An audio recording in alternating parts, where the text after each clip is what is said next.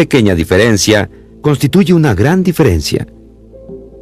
Esa afirmación nos es de gran utilidad a nosotros como gerentes para el manejo de estrategias y tácticas de negociación. Revisaremos un buen número de ellas durante esta sesión, pero antes deseo mencionar 4 importantes principios que espero ustedes aplicarán con cada una de esas estrategias y tácticas. Creo que puedo describir mejor el primer principio por medio de un ejemplo. Recuerdo que hace muchos años hice un programa para una compañía importante. Era una compañía que negociaba altos vuelos, muy ambiciosa por naturaleza. Es importante que tengan este antecedente. Una joven mujer se acercó a mí después de la sesión, hablamos de diferentes estrategias y tácticas, y en un momento me dijo: Dr. Henning, permítame contarle una experiencia que tuve cuando me inicié como gerente en esta compañía. Pertenecía al departamento de compras y había salido en un viaje de entrenamiento en compañía de un comprador experto en una negociación en particular. Lo observé muy atentamente. Ella dijo: no podía creer lo que pasó. La compañía nos hizo una propuesta y, en cuanto la hizo, él cerró su cuaderno de notas, lo puso en su portafolios y luego se dirigió a la salida. No podía creer que en una organización como esa estuviéramos utilizando algo tan fuerte en un momento tan temprano de la negociación, pero pasó algo sorprendente. Le pidieron que se sentara de nuevo e hicieron otra propuesta. Y en muy poco tiempo establecimos algo que me pareció un muy buen convenio a largo plazo para favorecer a ambas partes. Luego dijo: pero algo me inquietaba, y en cuanto salimos de la sala y tuve oportunidad, le pregunté a ese experimentado comprador ¿qué tan a menudo utilizaba algo tan impactante como la salida repentina en una negociación? Lo pensó por un minuto y me dijo: no creo haber usado la salida repentina antes, pero era el momento de hacerlo. Ese es el primer principio. No olviden la importancia del momento. Es extremadamente importante en el uso de estrategias y tácticas. El segundo principio deriva de este. Como gerentes debemos aprender a usar muchas estrategias diferentes en nuestro objetivo de resolver los problemas que afrontamos como tales. El tercer principio es muy importante. Aprenderemos estrategias no solo para utilizarlas, sino ¿para qué? Para reconocerlas y saber lo que debemos hacer en oposición a ellas, y para entender a fondo cómo manejar en cada situación esas diferentes estrategias y tácticas. La primera estrategia: agente de autoridad limitada. Y por descripción, un agente de autoridad limitada es un negociador que no puede tomar una decisión final. Me agrada estar en una situación así, de alto negociador. Y a menudo lo estoy, porque eso me da poder, créanlo. La ventaja de ser agente de autoridad limitada, ¿cuál es? Pueden ser 3. Primera, me da tiempo, no tengo que tomar decisiones, eso es bueno. Puedo pensarlo, puedo ir a preguntarle a alguien más. Segunda, puedo aprovechar a otras personas para que me ayuden a tomar alguna decisión. Y la tercera es que me ayuda a mantener la relación con la otra parte, porque otro será el chico malo. Hay verdadero poder en el ser agente de autoridad limitada, aun cuando ustedes como gerentes pueden tener la decisión final. Tal vez en algún momento deseen serlo en ciertas negociaciones en las que se vean involucrados. Hablamos de esta estrategia no solo para que puedan usarla, sino porque en ocasiones será usada contra ustedes. Así que veamos qué podemos hacer para contrarrestarla. Lo primero que recomendaría es que se aseguren de determinar el nivel de autoridad antes de iniciar la negociación. Así podrán preguntar, en términos de esta naturaleza, ¿quién tomará la decisión final? ¿Qué puede suceder cuando lo pidan frente a todos? Se interpondrá el ego de todos y ciertamente no pensarán en utilizar algún agente de autoridad limitada y dirán: yo soy el responsable. Así les será más difícil llegar a cambiar las reglas. Una segunda estrategia que tienen para contrarrestar agentes de autoridad limitada es la de planear un acceso a la autoridad principal. Les voy a sugerir que en lugar de encontrarse en su espacio o en algún otro lugar acordado entre ambos, Negocien en el ambiente de ellos, en donde puedan ir inmediatamente con esa autoridad principal y obtener la decisión. Tercera sugerencia. Si saben que están tratando con un agente de autoridad limitada, sería bueno que ustedes se conviertan en agente de autoridad limitada también. Lo que ustedes no desean que pase es llegar al final de la negociación habiendo aceptado los 5 puntos y que luego les digan, bien, permítame ir a ver si esto se aprueba. Ustedes saben que la gente volverá y tendrán que hacer una concesión aquí o una concesión allá, y eso es lo que desean evitar. La siguiente estrategia. Dinero en juego. Por definición, dinero en juego es presentar su posición de la manera más favorable para ustedes. Y es importante hacerlo así. El propósito, claro, es exactamente ese, presentarla a la luz lo más favorable para ustedes. Permítanme hacerles una pregunta que creo les ayudará a entender el poder del dinero en juego. ¿Alguno de ustedes ha ido a una tienda a comprar algo por $30? No eran exactamente $30, ¿verdad? Claro que no, eran $29.95. Ese es el poder del dinero en juego. Eso es presentarlo a la luz lo más favorablemente posible. Otro ejemplo. Recuerdo que recientemente recibí una carta de una compañía de seguros por un negocio de seguros que teníamos en donde decía que aumentaban la prima en un 30%. Es un gran aumento. Y pude objetarlo, pero ellos usaron el dinero en juego para explicarme sus razones. Dijeron que las primas de esa póliza en particular no habían aumentado en los últimos 10 años, y que en esos 10 años la tasa de inflación, el índice de precios al consumidor y otras cosas que cotizaban eran mucho más altos que el 30% que estaban aumentando. Casi sentí que debía agradecer ese aumento, aunque fuera alto, porque utilizaron el dinero en juego para describirlo. ¿Cómo contrarrestar el dinero en juego? Todo lo que deben hacer es reconocer que puede ser usado y asegurarse de que ven las cosas a la luz lo más favorable para ustedes. La siguiente estrategia. Práctica establecida. Práctica establecida es, por definición, la aplicación de las políticas de una compañía o de una industria o de un abogado que tiene un contrato establecido. ¿Han escuchado a algún abogado decir esto? No necesitan leer los detalles, todo el mundo lo acepta.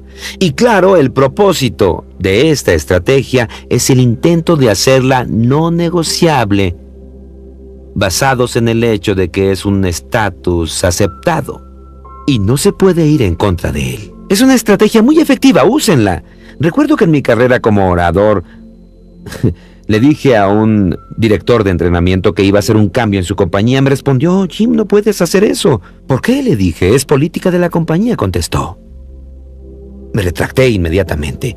¿Quién era yo para interferir en esa gran compañía en términos de su política? Si él me hubiera dado razones para no hacer lo que pensaba, no habría sido tan efectivo como lo fue al utilizar la práctica establecida. Pero no olviden, ¿qué podemos hacer para contrarrestar a alguien que usa la práctica establecida? Hay un par de vías. Primero, sugeriría que ustedes asuman que hay algo negociable que puede variar. Segundo, ustedes pueden desafiar lo establecido. ¿Por qué tiene que ser así? ¿De qué manera podría cambiarse? La siguiente estrategia, la migaja. Me encanta la migaja.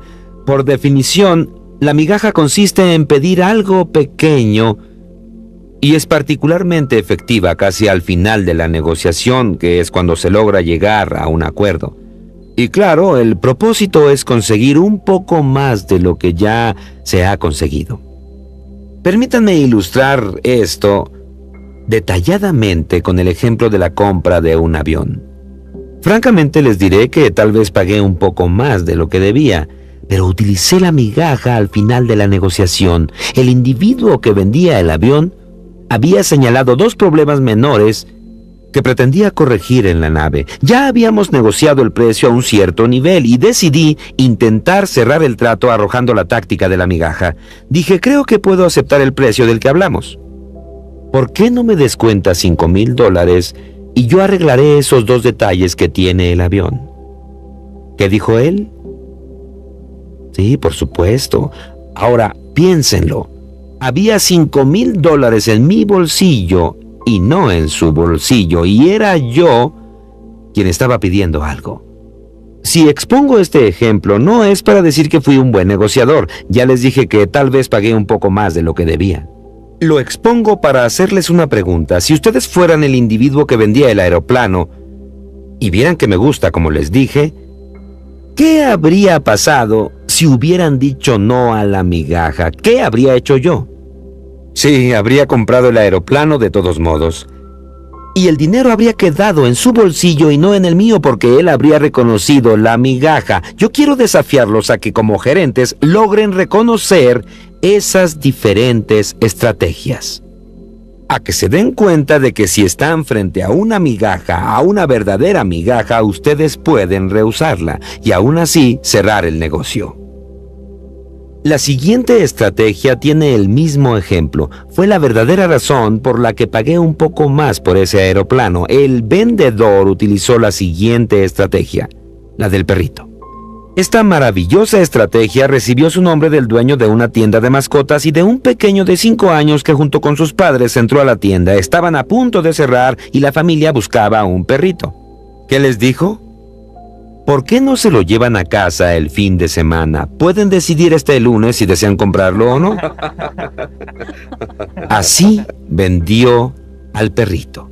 Así que la definición de la estrategia del perrito consiste en permitir que la otra parte pruebe el producto o el servicio o la propuesta sin ningún compromiso. Y claro, se utiliza en esa situación en que se sabe que en verdad les agradará porque el propósito es apelar a las emociones. Eso pasó mientras miraba el aeroplano. Lo primero que me dijo fue, Jim, sube al asiento del piloto, vamos a volar. En cuanto despegamos, habló de nuevo. Dijo, Jim, ¿has tenido alguna vez un avión con radar a color? Le contesté, no, nunca, te va a encantar este. Dijo, encendió el radar a color y comenzó a explicarme qué gran factor de seguridad sería cuando tuviera a mi familia o a mis socios de negocios en el aeroplano. Luego dijo, ¿has tenido un aeroplano con Loran?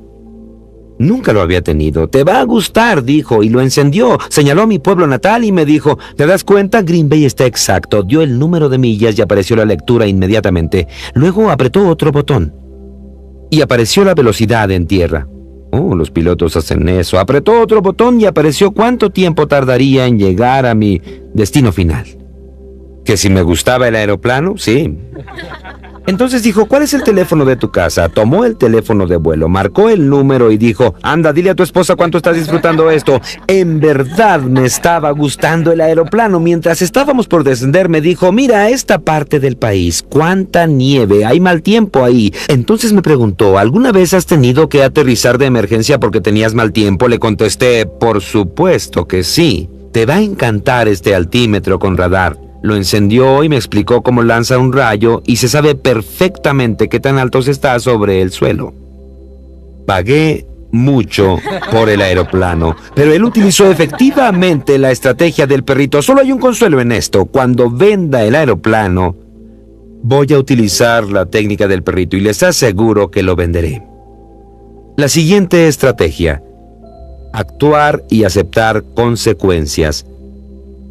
Su definición es simplemente tomar acciones fortaleciendo sus posiciones, ya sea que concuerden con la otra parte o no. Y el objetivo, claro, es forzar la aceptación normalmente de algún asunto menor. Permítanme darles un ejemplo. Supongamos que han estado negociando con otro gerente y tienen una carta señalando las cosas que han discutido y acordado, que todo está bien, excepto el punto número 10. El cual ustedes desearían cambiar. Un punto menor, pero les gustaría cambiarlo. Actuar y aceptar consecuencias. Podrían tacharlo y olvidarlo, seguir adelante y firmar el contrato o lo que fuera y regresarlo. Ahora pónganse en el lugar de la otra parte. En verdad es un detalle menor. Están felices porque obtuvieron el contrato y el trato está casi cerrado y deciden dejar pasar el detalle. En el último de los casos, los llamarán y dirán que debe renegociarse, que es lo que debieron hacer desde el principio, pero ustedes decidieron utilizar en esta situación en particular la táctica de actuar y aceptar consecuencias. Lo contrario de actuar y aceptar consecuencias, claro, es rehusarse a aceptar y entonces renegociar todo el trato. Siguiente estrategia, la salida oportuna. Ya hemos hablado de ello. El objetivo de la salida oportuna, claro, es forzar a la otra parte a hacer concesiones y consiste obviamente en la salida del negociador del lugar de las negociaciones. Es una táctica riesgosa, pero también muy efectiva, y en una situación correcta es algo que deberían considerar utilizar. Pero debemos ver el lado opuesto de ella, porque muchas veces tendremos a alguien que escapa de nosotros. En el lado opuesto se tienen varias opciones. Primero, cuando no se puede hacer nada, déjenlo que se vaya. Puede ser un engaño y lo descubrirán al dejarlo que se vaya. O tal vez ustedes deseen hacer una concesión para que se quede. Esa es otra opción que ustedes tienen. La tercera opción, probablemente la más importante, tal vez sería proceder con la mejor alternativa. Esto es un punto importante. No saben cuántas personas vienen a mí por un consejo de negociación y lo primero que les digo es, ¿pero qué harán si no pueden resolver este asunto? Me dicen, no sé. Jamás entren a una negociación si no tienen definidas cuáles son sus alternativas y, en particular, cuál es su mejor alternativa, porque podrían necesitarlas y eso les ayudaría ciertamente a decidir sus estrategias de negociación. La siguiente estrategia, chico bueno, chico malo. Por definición, esta es una situación en donde el chico bueno establece la relación y el chico malo arregla el trato como él cree que debe hacerse. Todos ustedes lo han visto. Podría ser la típica situación en donde un buen policía y un mal policía están interrogando a alguien y ¿qué es lo que pasa? El tipo malo sale de la habitación. Y entonces el tipo bueno consigue una información adicional. Uno de los objetivos es tener un chico bueno y un chico malo en cada situación. Tal vez ustedes están pensando, Dino Jim, sin actuar, ¿cómo se estructura la táctica chico bueno, chico malo? Yo sé que en muchas ocasiones una situación chico bueno, chico malo es natural, porque el papel que ustedes juegan es el de gerente, que se involucra con otra persona en la negociación. Cuidado con eso, porque no estoy sugiriendo que finjan en el proceso de negociación. La siguiente estrategia, alta o baja autoridad, a veces llamada cambio de niveles. Básicamente su objetivo es un cambio de nivel del negociador hacia arriba o hacia abajo para poder continuar, aún después de que se ha llegado a un atolladero. Butch y yo habíamos llegado a atorarnos en una negociación, pero yo podía colocarme por arriba o por abajo de Butch, meter algo de presión y completar la negociación. Es una técnica efectiva, pero a veces puede ser usada en su contra. ¿Qué se puede hacer para evitarla?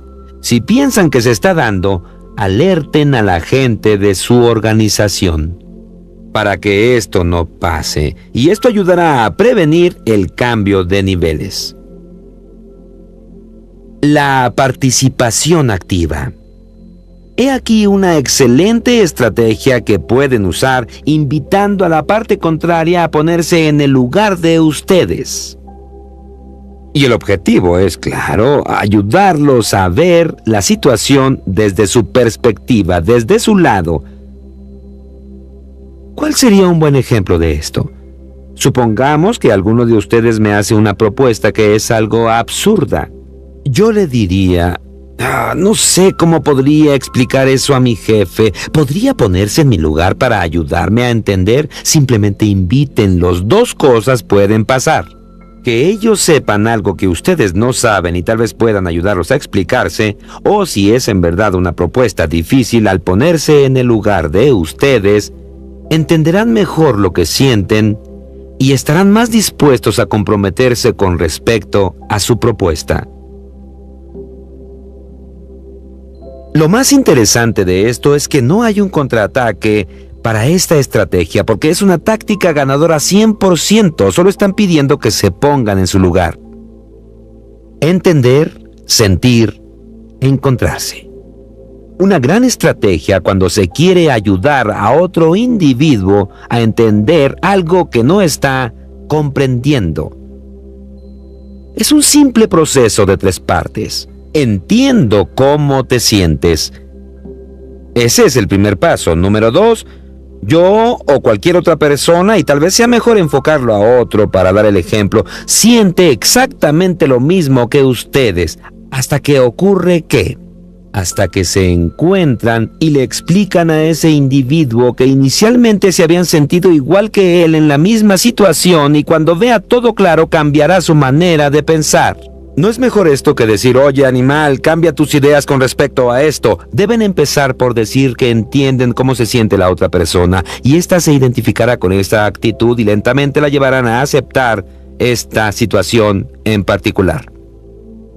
Por supuesto, la contrapartida para esto es reconocer el verdadero beneficio o valor que tiene para ustedes. De nuevo, colóquenlo bajo su perspectiva. Siguiente estrategia: el aspaviento. Por descripción, el aspaviento es una dramática reacción física a una propuesta. Insisto, no les estoy sugiriendo que se conviertan en actores en sus negociaciones. Lo que sugiero es que permitan que sus sentimientos afloren cuando vayan a trabajar. Si ustedes me presentan una propuesta y yo me horrorizo ante ella, mi reacción inicial afectará sus pensamientos, sí o no, en lugar de quedarme ahí esperando muy tranquilo, escondiendo mis sentimientos ante esa situación. Estoy ahí expresando mis sentimientos físicamente. Puedo hacerlo y eso haría cambiar sus expectativas. Una de las cosas que no deben olvidar con respecto al aspaviento es su contraataque. Y lo mejor que pueden hacer a ese respecto es reconocer que a veces los negociadores lo utilizarán, influirán en sus maneras de pensar. Deben tener cuidado. Restricción de presupuesto. Restricción de presupuesto es el uso de ciertas limitantes externas en las negociaciones. Me agrada estar en esa situación en donde algo externo me impide ir más allá de un área determinada. Podría ser el presupuesto, podría no serlo, pero existe una limitante externa cuyo objetivo, por supuesto, es limitar el rango de negociación. ¿Cómo manejarían desde el punto de vista del contraataque a alguien que les dice que no puede aceptar nada porque tiene limitantes externas? Bueno, hay un par de vías. Primero, necesitan reconocer que se trata de una estrategia. Segundo, pueden poner a prueba la limitante externa. Y tal vez